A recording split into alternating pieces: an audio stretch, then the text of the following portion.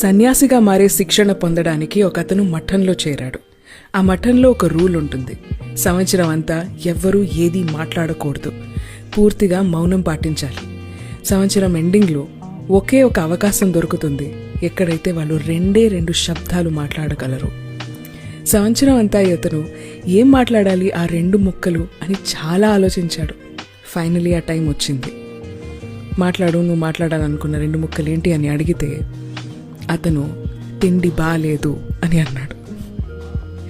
సరే అని అన్నారు గురువుగారు. తర్వాత ఇంకొక సంవత్సరం గడిచింది. సంవత్సరం అంతా ఏం మాట్లాడలేదు. ఇంకో 2 ముక్కలు మాట్లాడే సమయం వచ్చింది. సంవత్సరం అయిపోతున్నప్పుడు అప్పుడు పడుకునే చోటు బాలేదు అని అన్నాడు. ఓకే అని అన్నారు. 3వ సంవత్సరం దాటింది. ఇంకొక 2 శబ్దాలు మాట్లాడే అవకాశం అతనికి వచ్చింది.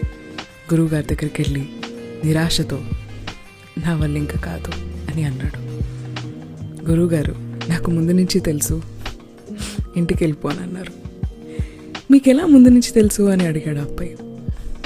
ఎందుకంటే నీకు సంవత్సరం అంతా తిండి బాలేదని తెలిసి కూడా, అది మార్చే అవకాశం నీ చేతిలో ఉండి కూడా, నువ్వే రుచికరమైన తిండి తయారు చేసి అందరికీ పెట్టే అవకాశం నీకున్నా కూడా సంవత్సరం వరకు నువ్వు వెయిట్ చేశావు నాకు కంప్లైంట్ చేయడానికి ఇక్కడ తిండి బాలేదు అని.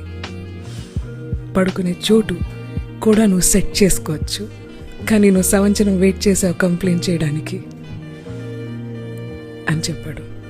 బేసిక్లీ జీవితంలో మనం వేరే వాళ్ళకి కంప్లైంట్ చేయడానికి, మన బాధ చెప్పుకోవడానికి, ఆ బాధ కూడా భరించేస్తూ ఉంటాం.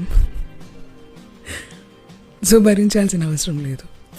చాలా విషయాలు మన చేతుల్లోనే ఉంటాయి. You can take action in your life.